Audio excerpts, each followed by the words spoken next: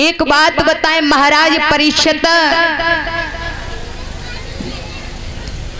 कहा होगा और देखा भी होगा, ये रामायण वो रामायण है गोस्वामी तुलसीदास ने बहुत चौपाइयां लिखी हैं, मगर हर चौपाई में न जाने कितने कितने अर्थ निकलते हैं। और महाराज रामायण तो आजकल घर घर में है। महाराज देखा होगा हम लोग आरती करते हैं, कागज की आरती करते हैं ना, कागज की, और फिर कागज की आरती करते हैं, फिर अखबार की आरती क्यों नहीं करते हैं? वो भी तो एक कागज है, वो भी एक कागज है, और ये रामायण में कागज है, वो भी एक कागज है, लेकिन रामायण की आरती करते हैं, अखबार की क्यों नहीं करते हैं? आज के कीमत में महाराज, आज के दिन अखबार की कीमत है 5 रुपया, और कल रद्दी हो जाता है। मतलब क्या है? रामायण की आरती आप नहीं, आपके बाबा हुए होंगे उन्होंने भी की होगी, पर बाबा हुए होंगे उन्होंने की होगी, और आप भी करते हो, लेकिन अखबार की क्यों नहीं करते हो? वो भी एक कागज है, उसमें भी कुछ लिखा और इसमें भी कुछ लिखा है। मतलब ये कही है, सीधी सी बात कहना चाहती हूँ, अखबार की आरती इसलिए नहीं होती क्योंकि ये जगत से जुड़ा है अखबार, और ये रामायण जगदीश्वर से जुड़ी है। याद रखना भैया, जो प्राणी जग से जुड़ जाता है वो नष्ट हो जाता है, और जो परमेश्वर से जुड़ जाता है उसकी हमेशा पूजा होती है। याद रखना भैया, इसलिए कहना है जुड़ना है तो भगवान से जुड़ो, दुनिया से जुड़ने से कुछ नहीं होता, रद्दी हो जाती हो रद्दी। ज्यादा नहीं समय लेते हुए आइए देखते हैं महाराज दशरथ के बारे में। इनके घर में जब 3 रानियां हैं, किसी के गर्भ से बालक ने जन्म नहीं लिया, तो महाराज दशरथ विचार करने लगे हैं,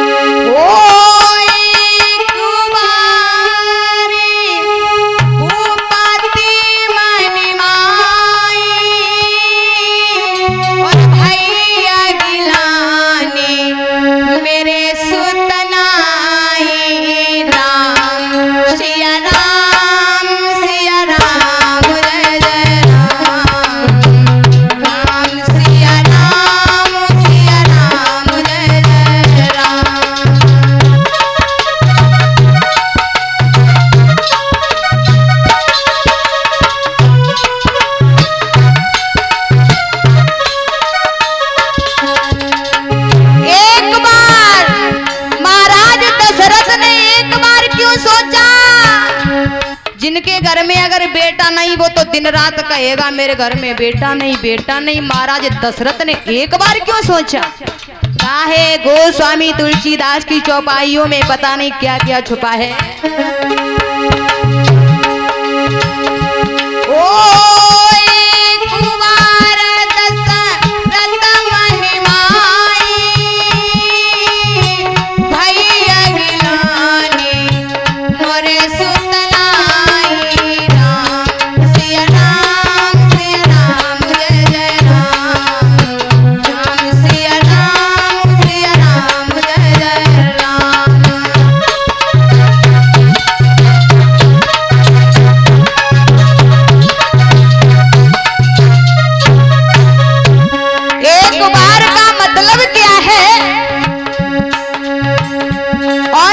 गोस्वामी तुलसीदास ने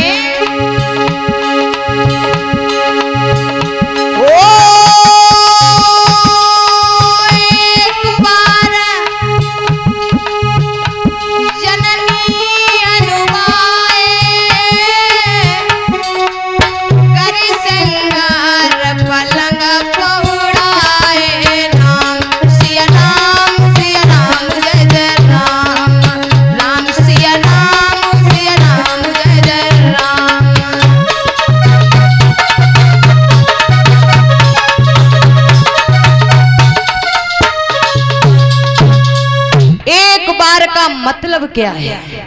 अगर किसी के घर में बालक नहीं है वो तो रात दिन कहता है मेरे घर में पुत्र नहीं है, पुत्र नहीं है। लेकिन महाराज दशरथ ने एक बार क्यों सोचा है? आइए बहुत जल्दी में बताते हैं। इधर एक बार ऐसा हुआ, महाराज दशरथ अपने दरबार में बैठे हैं। उधर क्या हुआ, देवता महाराज और दैत्यों में युद्ध हुआ है, देवासुर संग्राम हुआ है। जब देवासुर संग्राम हुआ, देवता जब दैत्यों से हारने लगे हैं, और जैसे ही हारने लगे आकाशवाणी हुई, अरे देवताओं महाराज दशरथ के दरबार में जाओ और महाराज दशरथ से विजय मांगो। उसी समय सारे देवताओं ने जब आकाशवाणी सुनी, महाराज दशरथ के आंगन में पहुंचे, जवाब दिया महाराज की जय हो, महाराज की जय हो। महाराज दशरथ ने जवाब दिया, क्या बात है देवताओं? जवाब दिया महाराज देवासुर संग्राम हो रहा है और ये दैत्य मुझे जीने नहीं देते हैं, तुमसे कुछ मदद मांगने आए हैं। उसी समय महाराज दशरथ ने जवाब दिया, ठीक है तुम्हारे साथ में हम चलने के लिए तैयार हैं। तब तक कैकेयी आ गई, जवाब दिया महाराज हम भी तुम्हारे साथ चलेंगे युद्ध करने। तो कैकेयी रथ चलाने में बहुत बड़ी माहिर थी और तलवार भी चलाना जानती थी। आज महाराज दशरथ के साथ में कैकेयी जब चली हैं, स्वर्ग में महाराज युद्ध हो रहा था, कैकेयी रथ चला रही थी तो महाराज दशरथ युद्ध कर रहे थे। क्या देखा, उसी समय किसी ने धोखे से महाराज दशरथ के सर पे गधा मार दी और महाराज दशरथ मूर्छित होकर के जमीन पे गिरने लगे हैं। इधर महाराज ऊंची चट्टान पर जटायु का भैया संपाति बैठा हुआ था। जवाब दिया भैया लगता है स्वर्ग से कोई गिर रहा है। उसी समय जटायु ने जाकर के महाराज दशरथ को अपने पैरों में लेकर के जमीन पर छोड़ दिया है।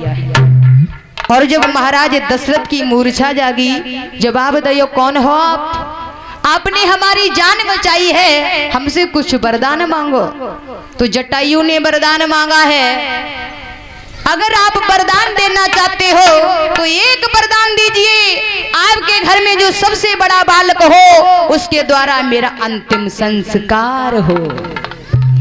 किसी ने महाराज देखा है, भगवान ने अगर अंतिम संस्कार किया है तो जटायु का किया, किसी का नहीं किया, यहाँ तक अपने पिता का भी नहीं किया है। प्रभु राम ने जटायु का अंतिम संस्कार किया है। उसी समय महाराज जटायु ने जब वरदान मांगा, महाराज दशरथ ने जवाब दिया एवं बस तो जाइए ऐसा ही होगा।